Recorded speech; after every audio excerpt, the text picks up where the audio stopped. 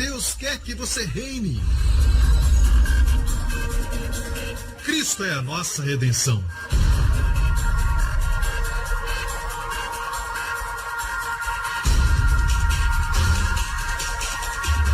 Deus é justo e faz o pecador justo.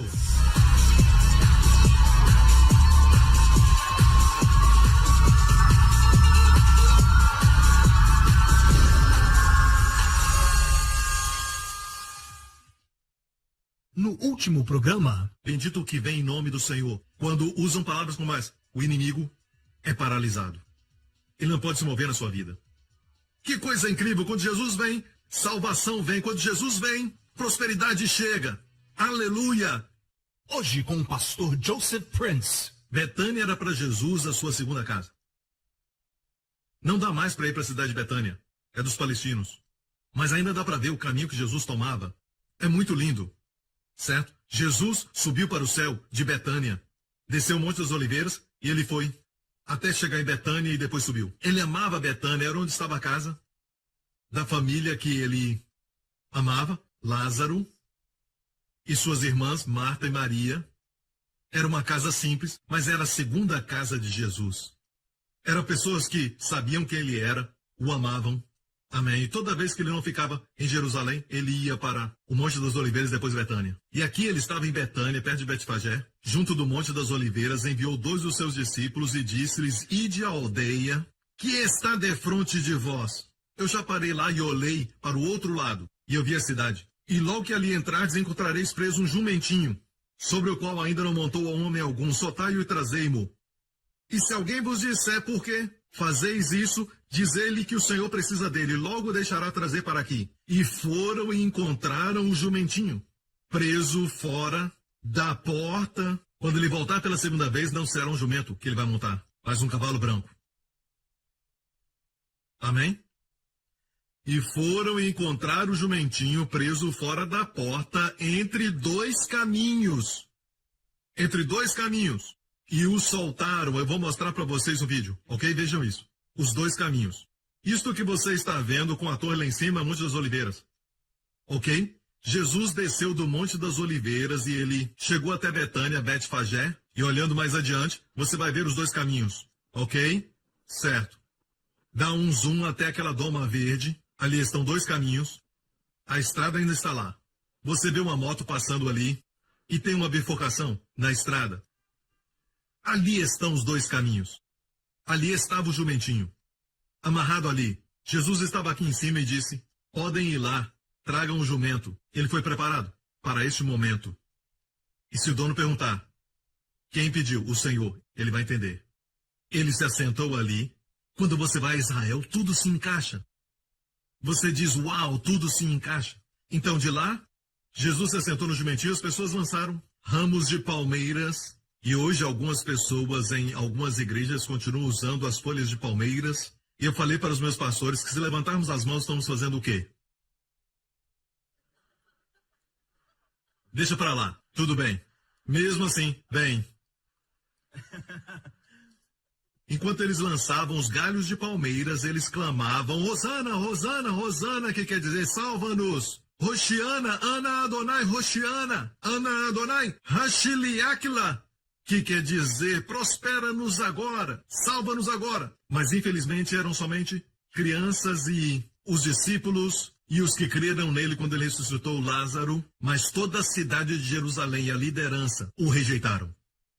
Não reconheceram o tempo da sua visitação. Com ele também veio a salvação em todas as áreas da vida. Na área que precisamos de salvação e os chineses que precisam de salvar a face. Qualquer área que precisa, certo? Ele veio trazer salvação, prosperidade. E não estou falando de dinheiro. Tem pessoas com muito dinheiro, mas são pobres. Muito pobre, até triste de se ver. Tem 4, 5 casas, 10, 20 carros, mas são pessoas pobres. Não estou falando só de dinheiro. Sim, você precisa de dinheiro, o senhor sabe. E não se aproxime de Jesus se não quiser prosperar. Porque sempre que trouxer um pouco, vai se tornar muito nas suas mãos. Trouxeram 5 pães, ele alimentou 5.000 pessoas. Como eu já disse antes, não venha para Jesus se você não quiser ser próspero, ter saúde e ser livre de drogas. Não venha a ele. E esta não é a igreja para você. Amém? Porque Jesus está vivo e bem nesta igreja. Amém? Então, ele montou no jumentinho, eles o adoravam, certo? Rosana, Baruch Rabá, Shema Adonai, bendito que vem em nome do Senhor.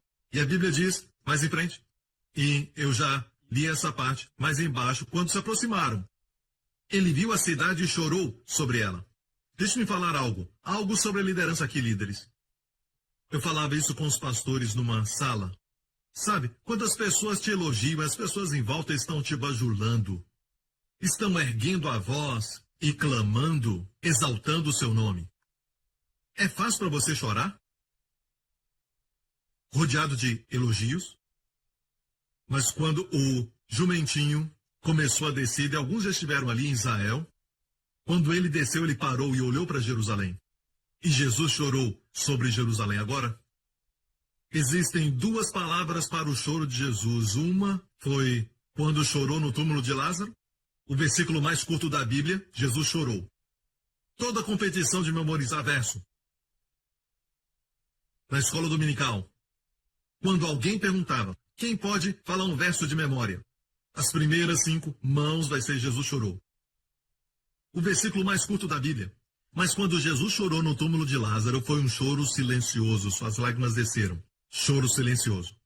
Mas aqui, ele chorou em voz alta. Ele chorou muito sobre a cidade. Ele sabia o que ia acontecer por terem rejeitado. É triste quando alguém rejeita Jesus. Sabe, eu estava pensando comigo mesmo. Essa manhã eu estava pensando isso.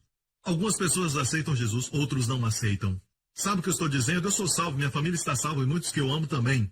Se você não aceitar Jesus, eu não estou perdendo. Eu não vou perder, mas você vai. Mas o Senhor não tem esse tipo de atitude.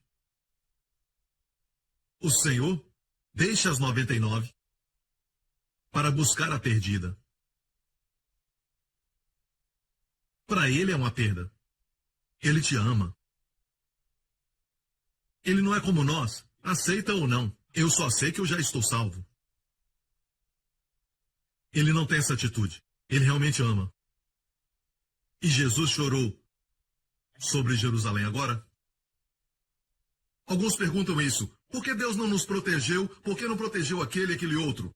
É muito fácil dizer Deus não faz isso, Deus não faz aquilo. É como ir ao ministro de transporte e culpá-lo por uma criança que foi atropelada. Não faz sentido. Sim, ele está no controle de todas as coisas. Mas existem regras que regem todo o universo. Dedo, fogo, queimado. Como 2 mais 2 é 4. Não pode mudar isso. E só porque você tem um PhD, não muda nada também. E aqui, ele chorou sobre a cidade. O que o fez chorar? Ele disse, se tu conhecesses, também, ao menos neste teu dia. E esse teu dia quer dizer, este é o dia que foi profetizado.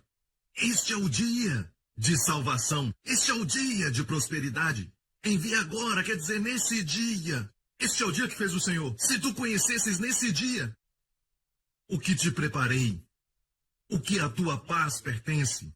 Agora, ele disse Shalom, o que pertence à tua saúde, o que o teu bem-estar pertence, o que a tua paz pertence. Se tu conhecesse. Mas agora, isso está encoberto aos seus olhos. Ele chorou enquanto falava essas palavras. Isso está encoberto aos seus olhos. Porque dias irão sobre ti em que os teus inimigos te cercarão de trincheiras. 40 anos depois que ele falou isso, os romanos vieram. E isso aconteceu. Te sitiarão e te estreitarão de todos os lados. E te derrubarão a ti e os teus filhos que dentro de ti estiverem. E não deixarão em ti pedra sobre pedra, pois que não conheceste o tempo da tua visitação. O que foi profetizado por Daniel, pelo anjo Gabriel. Não conheceste o tempo da tua visitação. Veja, igreja, vivemos dias terríveis. Graças a Deus temos um refúgio debaixo de suas asas. Posso ouvir um amém? Temos refúgio debaixo de suas asas. Como Jesus disse, também, no relato de Mateus, vamos dar uma olhada. Jerusalém, Jerusalém, mais em frente. Jerusalém, Jerusalém, que mata os profetas e apedrejas os que te são enviados. Quantas vezes quis eu ajuntar os teus filhos, como a galinha junta os pintinhos debaixo das asas, e tu não quiseste. E tu não quiseste. Quantos sabem que Deus, de forma alguma, força algo, se lança sobre alguém para abençoar ou para dar boas coisas? Ele não faz isso. Ele espera a pessoa desejar para abençoar. Até mesmo quando falamos da ovelha que se perdeu, depois que o pastor deixa as 99, a ovelha tem que aceitar ser carregada. A ovelha tem que aceitar ser colocada sobre os ombros. A ovelha tem que aceitar confiar na sua força. Mas tem que aceitar.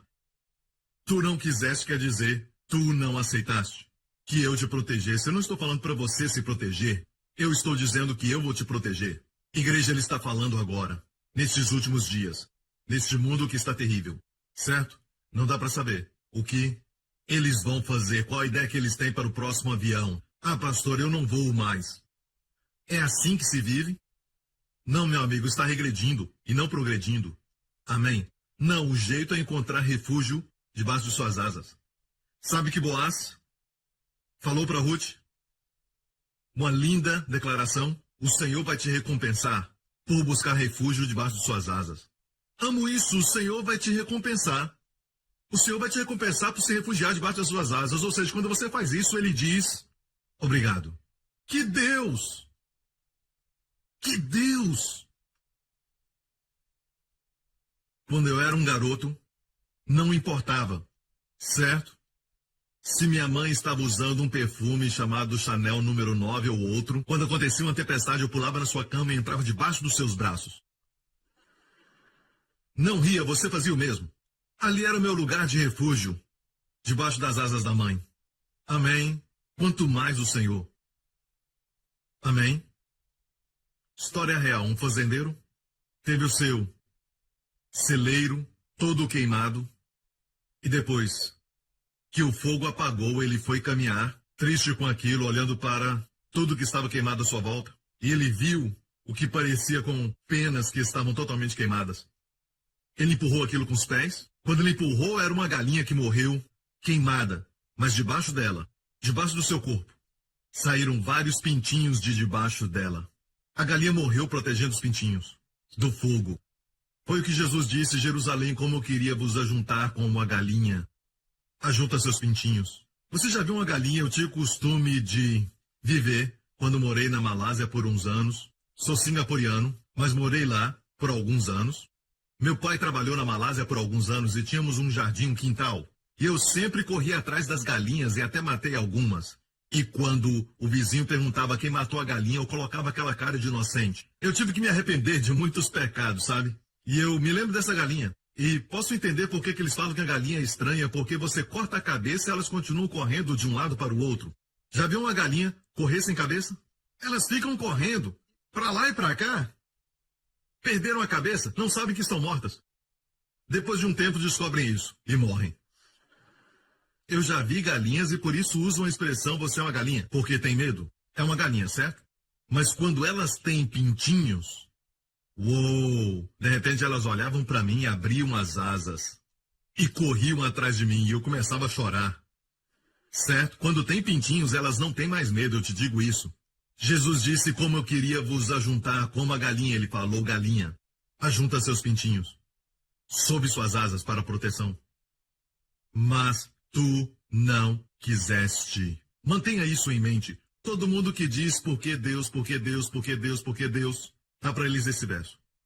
40 anos depois disso, aconteceu o que Jesus falou. Vamos voltar para Lucas. Não deixarão em ti os romanos, não deixarão em ti pedra sobre pedra, pois não conheceste o tempo da tua visitação. Agora, quando vamos a Israel, o lugar onde estava o templo, não há nenhuma pedra lá. As pedras que você vê lá, certo? A mesquita e tudo mais, não é da época do templo. As pedras do templo estão debaixo. Onde eles oram no muro, não é o templo, mas é o muro do templo. As pedras do templo não estão mais lá em cima. Não ficou nenhuma pedra sobre pedra. O que Jesus falou aconteceu. O que é interessante é isso. No ano 70 da Era Moderna, depois que ele profetizou, há mais ou menos 40 anos antes disso acontecer, ele disse, por que não quiseste, isso vai acontecer. Certo? E Não só isso, mas eu creio que ele viu o holocausto. É o povo escolhido de Deus, sim. O diabo os odeia, mas eles não têm proteção. E Jesus chorou, com soluços e voz alta, sobre Israel. Agora, no ano 70, um general romano chamado Tito. Ele era filho do imperador romano, Vespásio. Mais tarde, quando Vespásio morreu, o general Tito, que conquistou Jerusalém, se tornou imperador Tito. Mas quando Tito era um general na época, ele era filho do imperador, ele deu ordem aos soldados, e como sabemos disso, por causa do historiador Joséfo, que escreveu isso. E ele disse que o general Tito deu ordem aos soldados, que não era para destruir o templo propriamente. Está me ouvindo? Certo? Matem se eles resistirem. Certo? Se não resistirem, prendam a todos. Ninguém pode escapar. Destruam tudo, menos o templo. Mas o que aconteceu é que no topo do templo haviam peças de ouro. Então, quando jogaram fogo no lugar, começou a queimar e o ouro começou a derreter. Quando derreteu, entrou nas rachaduras, nas laterais das pedras. E os soldados se enlouqueceram quando viram o ouro derretido, certo? E começaram a revirar as pedras do templo, cumprindo o que Jesus disse, não ficará pedra sobre pedra. Agora pense nisso, esses dois homens. Um era o filho do imperador de Roma, o homem mais poderoso na época. O outro era o filho de Deus, o Deus Altíssimo. Certo? General Tito deu ordem aos homens, não destruam o templo. O filho de Deus disse, não ficará pedra sobre pedra. Quando tudo aconteceu, qual palavra prevaleceu? De Jesus. E eu te digo isso, ele falou que vai acontecer. Nos últimos dias, nações contra nações, certo? Todo tipo de pestilências, pior do que ebola vai acontecer, certo? Mas antes disso acontecer, ele virá para nós. Eu disse, ele virá para nós. Levante sua cabeça, ele disse, a sua redenção do seu corpo se aproxima. Você vai ter um corpo que não vai cansar, que nunca vai dormir enquanto o pastor estiver pregando. Amém? Nunca vai cansar. Amém? Nunca vai dormir quando a sua sogra estiver falando com você no céu. Amém? Um corpo que não vai sentir dor, não vai se cansar. Um corpo que não fica doente. Um corpo que não envelhece. Um corpo que não pode morrer. Essa é a redenção. Levante a cabeça, ele disse. Quando vê o mundo em trevas, sua redenção se aproxima. O arrebatamento vai acontecer antes de tudo isso, ok? Você está comigo? Já estou quase terminando. Então, olhamos os relatos diferentes da mesma história. E entrando no templo, começou a expulsar. Depois que Jesus desceu do jumentinho, a primeira coisa que fez foi limpar o templo. Expulsou todos que vendiam e compravam. Vamos para o relato de Mateus, ok? Quero te mostrar uma coisa. E entrou Jesus no templo de Deus, expulsou todos que vendiam e compravam no templo e derribou as mesas dos cambistas e as cadeiras dos que vendiam pombas. Agora, por que ele fez isso? Ok? Número 1. Você tem que entender. Eles tinham uma mesa para os cambistas. Nada errado se você é um cambista. Mas o que faziam era isso. Quando as pessoas vinham da Galileia, ou então do norte, ou de diferentes partes de Israel, eles diziam, o seu dinheiro não vale nada aqui. Faziam suas próprias regras. Você tem que trocar pelo dinheiro do templo. Certo? E quando trocavam, você sabe o que faziam? Enganavam o povo. E olha o que diz aqui também. As cadeiras dos que vendiam pombas. Não a cadeira dos que vendiam carneiros, ou ovelhas, ou bois. Por quê? Os ricos, quando queriam mostrar a oferta para Deus, certo? Compravam bois. Os de classe média compravam ovelhas. Os pobres, Deus disse, até os pobres podem participar. Mostrando mais um tipo de Cristo. Todos os animais domésticos. Deus não disse traga um lobo. Certo? Porque um lobo não tipifica o seu filho. Isso não é lindo? Tinha que ser um boi que trabalha muito, uma ovelha.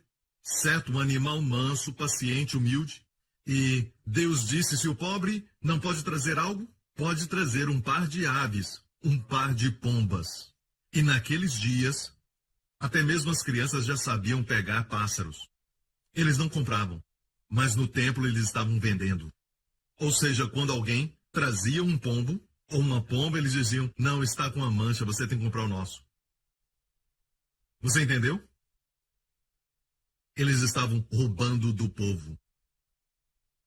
E Jesus entrou Em outro relato, a Bíblia diz que ele fez um chicote e expulsou todos eles. Deixa-me falar isso. Ele sozinho expulsou todos os cambistas, homens com dinheiro, não importa se eram judeus, chineses, indianos, americanos, separar aqueles homens do dinheiro, sozinho, quando haviam muitos deles ali.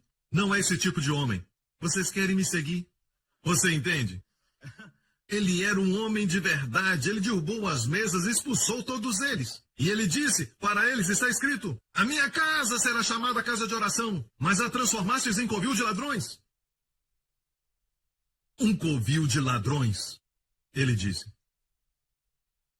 Agora ouço, algumas pessoas têm um conceito errado e dizem, não pode vender nada na igreja. Veja se você é contra o capitalismo e diz, devemos dar tudo. O Häagen-Dazs devia dar tudo. McDonald's devia dar tudo. Se essas companhias dessem tudo, no final, todo mundo ia ficar com fome. Você entende? José, e olha aqui, eu estou ensinando tudo isso de graça. Ok? José, quando Deus o deu sabedoria, certo, sobre a fome que viria, ele se preparou para a fome. Se preparou. O único que tinha comida era José. E o que ele fez? Ele não disse, ah, que coitados, seus pobres fazendeiros. É uma época de fome e vocês não têm comida, então eu vou dar comida para vocês. Ele não fez isso, ele vendeu para eles. Compraram com dinheiro. E no outro ano o dinheiro acabou, eles vieram e disseram, não temos mais dinheiro. Ele disse, me dá o seu gado. Eles deram o gado, certo? José fez o Egito ficar rico. Fez o seu chefe ficar rico. Porque vendeu. Vieram no outro ano e falaram, não temos mais gado, você pegou nosso gado. E ele disse, vocês se tornaram servos de Faraó? Disseram, ok, então tem comida. E depois eles voltaram, não tem mais comida. Não temos nada, você pegou tudo. Ele disse, eu vou ensinar para vocês como negociar. Ele pegou sementes e deu a eles, semeiem isso. E 1/5 pertence a Faraó. E todos eles falaram, você nos salvou. Agora o que José fez é chamado capitalismo. Na verdade, gera emprego. Se Häagen-Dazs dá tudo de graça, sabe, sorvete de graça, totalmente de graça. Ou McDonald's dá de graça o Big Mac para todo mundo. Não vai ter mais emprego para ninguém. Precisamos pensar nas pessoas que trabalham para eles, que precisam manter as suas casas, ficarão todos desempregados. Mas quando existe capitalismo, certo, então acontece o emprego e todo mundo pode trazer coisas para a sua casa e o sustento diário. E o comunismo é contra essa ideia. O jeito de Deus é sempre o melhor. Certo, mas mesmo assim, sabemos que o dinheiro pode ser um assunto muito delicado. Certo? Eu odeio isso. Quando eu vejo as pessoas usando a religião ou o nome de Jesus, certo? Só pelo desejo de fazer dinheiro. Certo? E isso não vem de Deus. Isso não vem de Deus. Mas fazer dinheiro é errado? Não, eu te falei. Amém. O Egito prosperou por causa de José, e todo o povo prosperou porque ele ensinou a fazer negócios. Amém? Quando você fizer negócios e ele se expandir, você vai ter mais empregados, eles são abençoados e se tornam também homens de negócios. É assim que deve ser. Amém? Hey, isso foi de graça. Amém? Isso é de graça, se somente ficar dando tudo de graça, ninguém vai valorizar. E em segundo, em breve não vai ter nada para dar. Todo mundo vai morrer. Não vai poder dar continuidade, não vai ter nada preparado para o futuro. Ok? Mas aqui é diferente, eles estavam levando vantagem sobre o pobre. Mas Jesus disse, minha casa será chamada casa de oração, mas transformaste em covil de ladrões. Ele disse, minha casa. Agora, é triste porque não reconheceram um tempo. Se dissessem, Baruch Rabá Hashem Adonai, e quero que você saiba, em 6 dias você vai morrer. Mas a ordem, a primeira vez que Deus diz para Israel no Egito, para pegar o cordeiro, Deus disse, no 10º dia, toma um carneiro, e no 14º dia matarás o carneiro. Um intervalo de 5 dias, certo? 5 dias de intervalo. Estou certo? Um cordeiro de 1 ano é muito bonito. Imagina o pai trazendo aquele cordeiro dentro da sua casa. Não ia matá-lo ainda, mas ia deixar as crianças brincarem com ele e tudo mais. E se acostumavam e tinham o carneiro como um bichinho de estimação. E os pequenininhos se apaixonavam pelo carneiro. E no 14º dia, 5 dias depois, o pai tinha que matar o carneiro. Imagina a dor da criança. Acho que Deus fez de propósito para sabermos. Deus disse, pega um carneiro de 1 ano, que é muito bonito. não é uma ovelha ainda aí. As pessoas se apegam a ele em 5 dias. E Jesus entrou em Jerusalém. Por 5 dias, os saduceus o examinaram, os fariseus o examinaram, os escribas e doutores o examinaram. Os herodianos foram a ele e examinaram o Cordeiro de Deus. Os herodianos disseram: devemos nós pagar tributos a César? Eles eram os políticos daquela época. Devemos nós pagar tributos a César? Jesus disse: me dá uma moeda. Estavam tentando pegá-lo. Se Jesus falasse não, iam denunciá-lo. Se falasse paguem, eles iam falar para os judeus: ei, ele é a favor de Roma. Você me entende? Me dá uma moeda. Certo? E deram a Jesus a moeda. Ele perguntou: de quem é a face? É de César.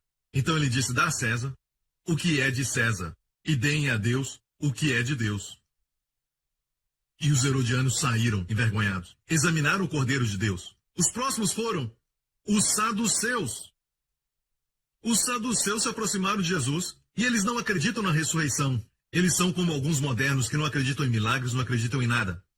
Não acreditam no sobrenatural. Foram a Jesus e disseram, porque não criam na ressurreição, eles disseram: havia um homem que tinha 7 filhos. Eles eram todos irmãos, 7 irmãos. E um deles se casou. E morreu. Certo? Então um outro irmão casou com aquela mulher e também morreu. Outro irmão casou com aquela mulher e também morreu. E essa mulher tinha má sorte. Isso, na verdade, era uma história muito fabricada. Já percebeu que as pessoas fazem isso? Quando querem desafiar, trazem uma história mal fabricada, certo? Eles queriam desafiar a Jesus acerca da ressurreição. Eles disseram: todos casaram com ela. E todos morreram. E no céu, de quem ela será esposa? Jesus olhou para eles. Vocês não conhecem o poder de Deus nem as Escrituras. No céu, não se casam. Ele disse que não se casam, não se dão em casamento. Ok, mas antes de entrar em pânico, certo? Confia em mim. As alegrias do céu são bem maiores que não temos como entender, mas não se esqueça, tudo que temos hoje, que somos hoje, até a comida que comemos, é dada por Deus. Deus não vai tirar algo que é bom e te dar o ruim, mas Ele sempre tira o ruim para nos dar o melhor. Saiba disso. No próximo programa. Por que você disse: bendito aquele que vem em nome do Senhor? Por que você aceitou a Jesus Cristo como Senhor e Salvador? Envie-o agora, salvação para a sua vida. Envie agora, Pai, prosperidade para suas vidas em nome de Jesus. Obrigado por sintonizar no programa de hoje. Esperamos que tenha sido uma bênção para a sua vida. Para mais informações sobre o programa da Igreja New Creation, acesse o site ncctv.org.sg. Lá você poderá se inscrever para receber um devocional diário do pastor Joseph Prince. Seja incentivado e fortalecido todos os dias e saiba o quanto Deus lhe ama através desses devocionais. Acreditamos que seu dízimo pertence à igreja que você frequenta e oramos para que você seja grandemente abençoado, altamente favorecido e profundamente amado.